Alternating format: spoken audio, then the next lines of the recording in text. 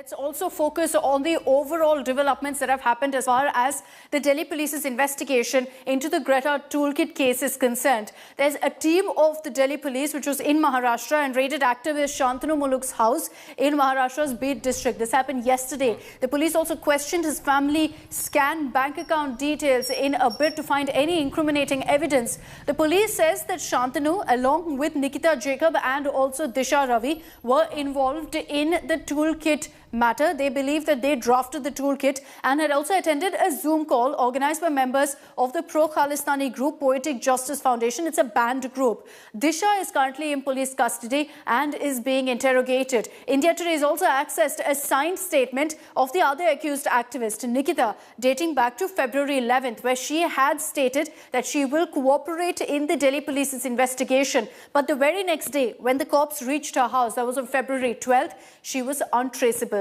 Amid this, both Nikita and Shantanu have moved to the Bombay High Court for interim protection from police action. Shantanu and Nikita's hearing has been listed today. Nikita's plea will come up at about 2 p.m. and Shantanu's later in the evening. माझं बोलणं आमच्याकडे लग्न होतं 7 तारखेला त्यावेळेस झालं होतं. मग त्या दिवसापासून माझी त्याची भेट नाही आजपर्यंत. आम्हाला शंतनूची खूप काळजी वाटायला लागलेली. तो कसा असेल, कुठे असेल आम्हालाही माहित नाही.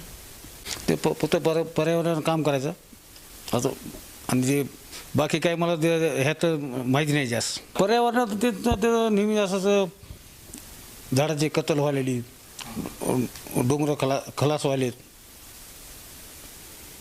असं ते चर्चा असते नेहमी.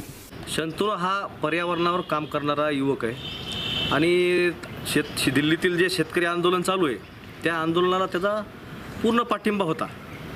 आता एका आंदोलनाला पाठिंबा देणं हा जर गुन्हा असेल आणि शेतकऱ्यांसाठी लढणं हा जर गुन्हा असेल तर ही केंद्र सरकारची दडपशाही आहे.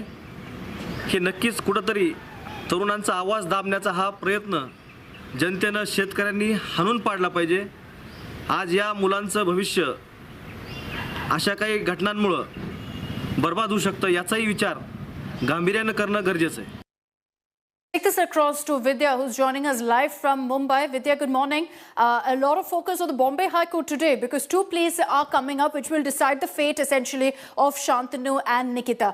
Just break down for us what they've mentioned in their petitions, because what could perhaps go in the favor of the other side is the fact that both are untraceable. So that will be an argument that they're not willing to cooperate with the probe right now. Well, according to Nikita Jacob in specific, if we talk about her petition, she says very clearly in her petition that she has given her statement to Delhi police. She has given all her instruments, her phones, not just of hers, but also of her family members. They have been procured by the Delhi police and sealed by them, and the investigation is being going on. The only thing that Nikita Jacob and Shantanu both are seeking right now is that they will go to the Delhi police. They will approach the Delhi court, but they need time to put forth their case, and that they should not be arrested just at the whims and fancy of Delhi police. It is the reason why they are seeking an interim relief of transit. That is about 4 weeks' time that they are seeking, that they should be able to reach Delhi court, apply there, find a lawyer of their choice, and follow the procedure before they can actually go ahead and put in their statements before Delhi police. Shantanu and Nikita, both their petitions will be heard later in the day by approximately evening. That should be heard because in the Aurangabad bench of the Bombay High Court, where Shantanu has filed because he is a resident of Bid district, his petition is mentioned at the bottom of the board. That is, the court will finish off the entire hearing for the day and then take up Shantanu's case, while Nikita's case is listed at serial number 59, which would certainly take a long time before the court would really come to that hearing as well.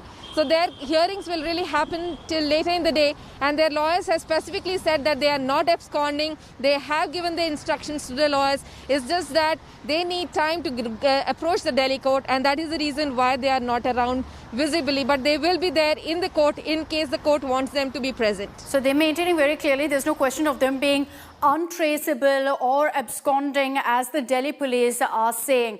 Let's also take a look at all of the names that have emerged as far as this toolkit case is concerned. The first is activist Disha Ravi. She's been arrested. The allegation against her, according to the Delhi police, is that she had drafted the toolkit. The allegation also is that she'd held a Zoom meet with Mo Dhaliwal. She's been arrested, as I mentioned, on Sunday. Who is Mo Dhaliwal here? He is a Canada-based Khalistani, the founder of the Poetic Justice Group. It's a foundation that is pro-Khalistani, banned in India. The allegation against Mo Dhaliwal is that he had plotted the Republic Day Twitter storm. Now, beyond this, there are two other activists. There's Nikita Jacob.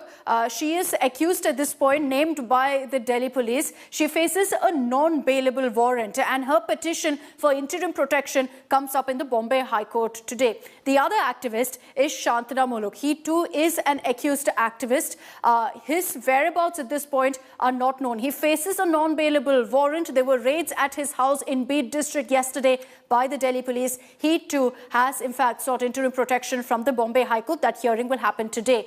And connecting all of them is climate activist Greta Thunberg. And this particular toolkit had come to light because Greta had put out a tweet. She tweeted this toolkit for a stir. She had removed that tweet and then put out an edited toolkit as well. At this point, she's not been named by any agency, but her role is also under the scanner. And all of them are linked to this toolkit that Greta had put out. And that's really what the investigation is all about. Who had edited, who had drafted this toolkit is what the Delhi police is looking into. So there is a lot of outrage, controversy, a lot of anger after the Delhi police arrested the Bengaluru-based climate activist Disha Ravi for editing the farmers' protest toolkit that was shared by Greta Thunberg. The cops have slapped a very, very serious charge of conspiracy against Disha, and that's triggered national and international condemnation. Here are all the details. A 22-year-old climate activist, Disha Ravi, is in the eye of a raging storm over toolkit in the Republic Day unrest case. Slapped with grave charges like sedition and criminal conspiracy, trouble seems to be mounting for Disha. Delhi police have claimed that they have unearthed a big Khalistani-linked plot against India. One portion of the toolkit document mentioned action points named prior action. As you are aware, they were digital strike through, hashtag on 26th January, and earlier tweet storm on 23rd January onwards, and physical action on 26th January. Not only that, police says that she even was part of a Zoom meeting with pro-Khalistani Poetic Justice Foundation's Mo Dhaliwal along with co-accused Nikita. On 11th January, Nikita and Shantanu attended a Zoom meeting organized by Poetic Justice Foundation in which the modalities of the Global Day of Action were worked out. But activists have put the police in dock, questioning why no action were taken on banned organizations before Republic Day. A citizens' march demanding release of Disha was also held in Bengaluru. The opposition and several key global figures have trained their guns at the Modi government. I am really sorry that actual who are the guilty and who are the doing the mistakes, and especially the BJP IT cells. They cannot spare a 21 years girl, fight the politics politically, but don't abuse the people, don't accuse the people, don't beat the farmers, don't beat the students, don't beat the other people. A country which is not afraid of China can't possibly be afraid of Disha. If there is a conspiracy involved, which the government says there is, then they should make Greta Thunberg an accused, and make Rihanna an accused. The BJP, however, hit back at the critiques.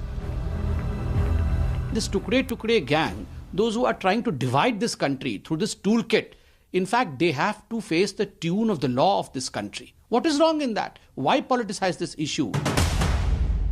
Disha's arrest saw several international figures questioning the Modi government. Pakistan Prime Minister Imran Khan, who has been silent on atrocities being faced by Pak activists, was quick to point fingers at India. His party accused the Modi government and RSS of silencing voices of activists. US Vice President's niece, Meena Harris, tweeted condemning the arrest, saying that activists should not be targeted and silenced by the government. But while Disha arrest has sparked outrage, the question remains whether she was into activism or was there something sinister. Bureau Report, India Today. Hello everyone, this is Rahul Kamal here. Hope you enjoyed this video. For the latest news and analysis, like and subscribe the India Today YouTube channel and don't forget to press the bell icon to stay updated.